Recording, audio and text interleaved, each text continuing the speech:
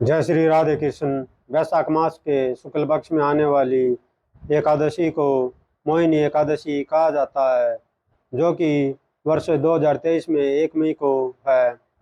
एकादशी प्रारंभ होने का समय 30 अप्रैल को रात्रि 8:19 से है और एकादशी का समापन 1 मई को रात्रि 10:09 पर हो रही है तथा व्रत पारणा का समय 2 मई को मंगलवार को सुबह 5:40 से लेकर सुबह 8:19 तक रहेगा। तो आइए शुरू करते हैं मोहिनी एकादशी की व्रत कथा।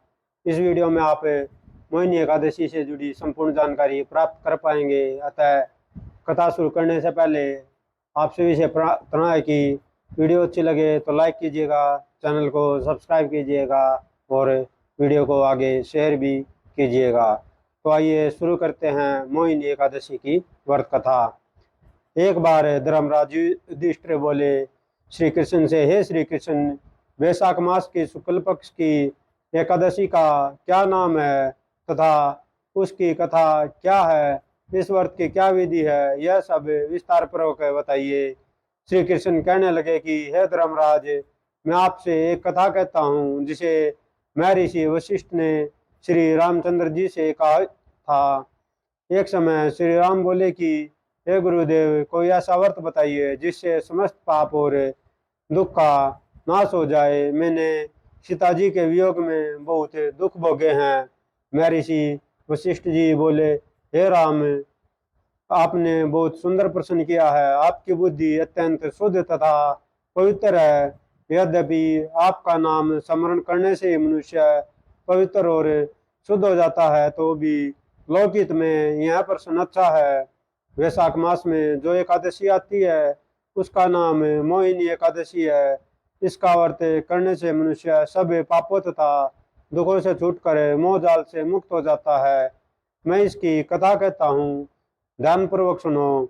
सरस्वती नदी के तट पर भद्रावती नाम की एक नगरी में द्युतिमान नामक चंद्रवंशी राजा राज करता था।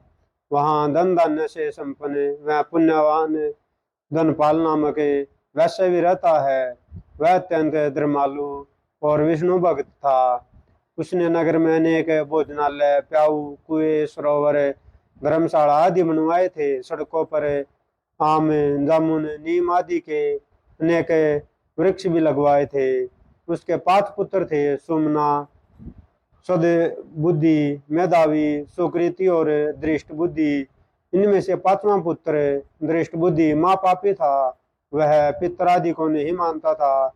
वह वेश्या, दुराचारी, मनुष्यों की संगति में रहकर जुआ खेलता और पर स्त्री के साथ भोग विलास करता तथा मध्य मास का सेवन करता था। इसी प्रकार अनेक कुकर्मों में वह पिता के धन को नष्ट करता रहता था।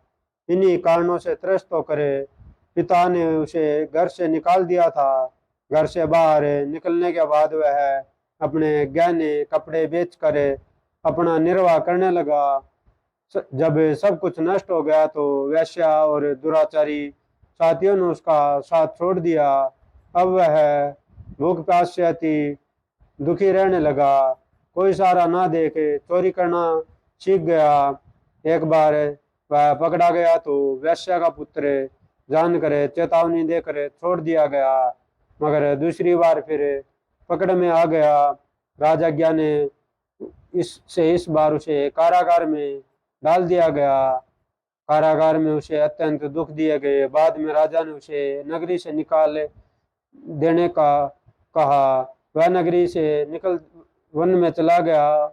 वहाँ वन्य पशु पक्षियों को मार कर खाने लगा। कुछ समय पश्चात वह भेलिया बन गया और धनुष बाण लेकर पशु पक्षियों को मार मार कर खाने लगा।